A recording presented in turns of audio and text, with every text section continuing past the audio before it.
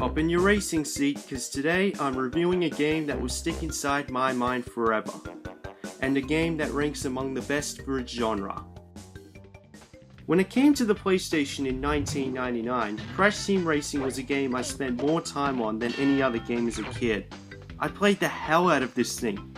But since I didn't grow up with the Nintendo 64, that's what I got, and I look back and I have no regrets. I recently played it for the first time in years, and I felt the nostalgia shower refresh my mind cleaner than Swiss waters. But since I'm no longer a kid, I have to dry myself from the nostalgia shower, because reviews are about being objective as possible. Some at least.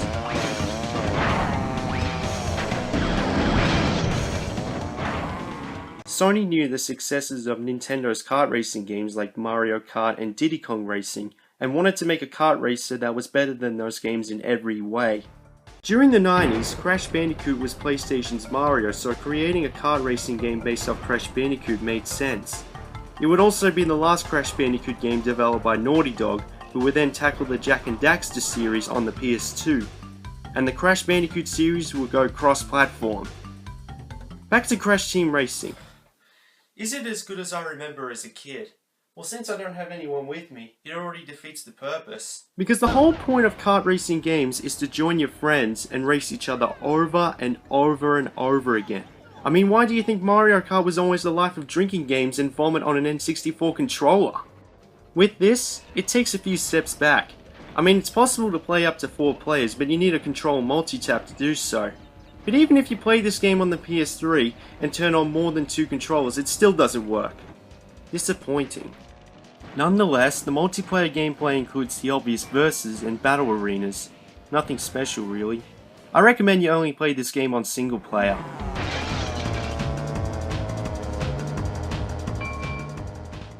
So the multiplayer isn't as good. This game sucks then! Wasted my life! Or did I?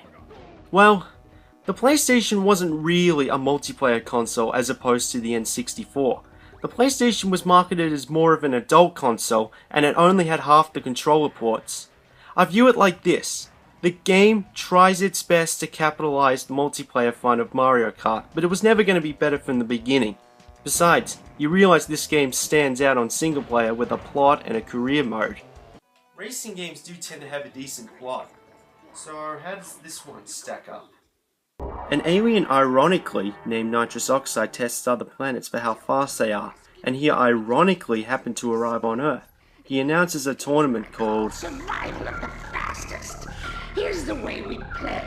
I challenge the best driver of your world to a race for the planet. If your driver wins, I'll leave your miserable little rock alone. But if I win, I'll turn your entire globe into a concrete parking lot and make you my slaves. As you'd expect, the Crash Bandicoot gang round up, including the bad guys, to make their own karts to race each other to be the chosen one to race Nitrous Oxide. There is one thing I'm curious about. Why would there be an alien testing other planets on who's the fastest? Why is his name Nitrous Oxide, apart from the fact that it's a car performance related name and it suits the game? Well, I'll try my best to explain it. The story for Nitrous Oxide began at a younger age, assuming he ages, on Gasmoxia when his family treated him like dirt. It got up to the point where he snapped, and out of vengeance decided to become a vehicle entrepreneur by conquering the whole galaxy, go over to other planets, take over them, and use them for his parking lots and racetracks. He just happened to arrive on Earth and just think it's another planet to take over. As illogical and idiotic as that sounds, that's the most logical reason I can think of why an alien named after a laughing gas is taking over other planets for galaxy domination. But then you need a plot for this game because adventure mode is the best part of the game. You control as one of the drivers to beating other drivers to take on Nitrous. What I really like about adventure mode is the open world race selection.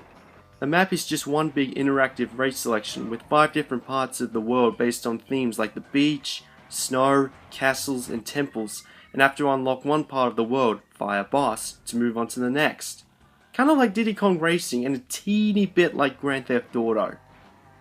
Apart from just winning races, there are other types of events on the track you can select, like the CTR challenge, in which you have to win a race while collecting the letters C, T, R. Kind of like collecting skate off the Tony Hawk franchise. CTR challenges are on battle arenas too, which would probably be the first time you would use your brakes. And like the platformer series, you can collect relics by beating the clock, and have time boxes to slow time down. Smashing all the time boxes deducts 10 seconds of your time. If you want to complete 100%, complete all this stuff. There's another thing I'm curious about.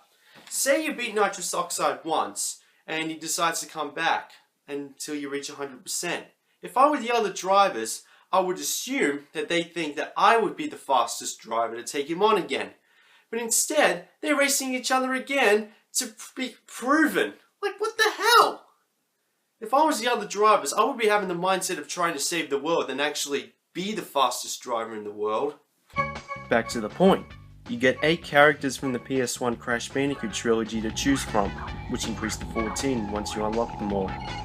They all have different stats depending on each character, which provides something for everyone. Handling, speed, acceleration, boy, girl, good, evil, height, weight, personality, card color. As fun as this game is, it can get boring sometimes because it's a pretty easy game due to the fact it has what I absolutely hate about racing games in general: catch up.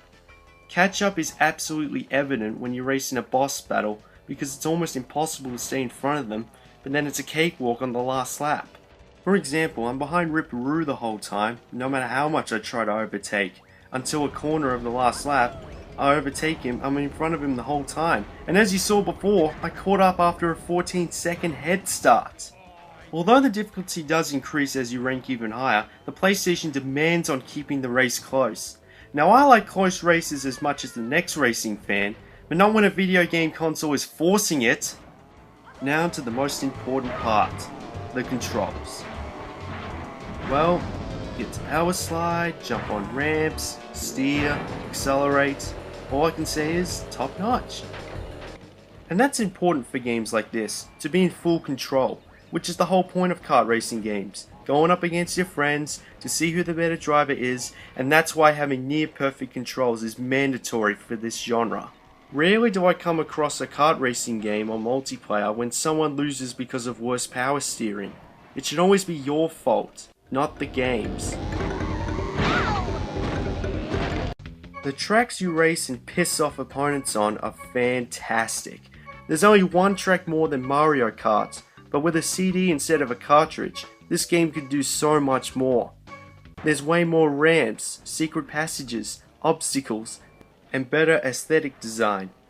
Most of the tracks are all based off worlds for each specific player or character, which increase the variety of track design. Crash's track is on a beach, N-Jin's track is in a lab, Tiny's track is in an arena, Cortex's track is in a castle. I'm seeing a pattern here. Power-ups are pretty cool. You get TNTs, boosters, bombs, missiles, and Aku Aku, just to name a few. But basically they took almost all the power-ups from Mario Kart, remodeled them based off the Crash Bandicoot series, renamed them into something more boring, and passed them off as their own. I'm not kidding, here's a graph of all the CTR power-ups and how they relate to the Mario Kart power-ups. In fact, the only power-up Naughty Dog made themselves is the Bubble Shield. But what is more unique is once you get 10 Wumpa Fruit, which are scattered all over the track or in boxes, it makes your car go faster and the power-ups have more power. Actually, I'm starting to admit that a lot of the elements from CTR are noticeably similar to Mario Kart and Diddy Kong Racing now. But you know what? You can tell Naughty Dog took this game seriously and wanted to make the best kart racing game available. And to my mind, I think it might be. I will admit though, that if it weren't for Mario, this game wouldn't exist. But then again, if it weren't for Nintendo, the PlayStation by itself wouldn't exist. Think about it.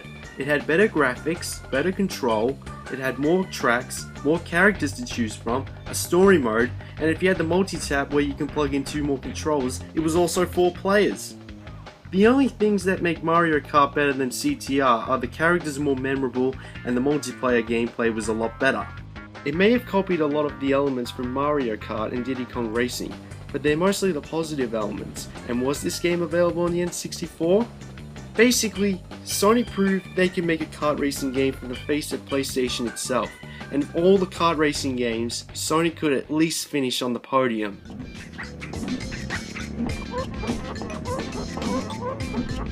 I just have to give it a 9 out of 10. I just have to!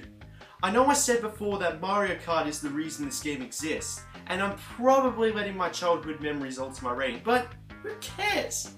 I mean, it still doesn't get over the fact that it's one of the best kart racing games out there, and one of the best games on the PlayStation 1. The only thing that stops me from giving it a 10 out of 10 is the multiplayer and the catch-up.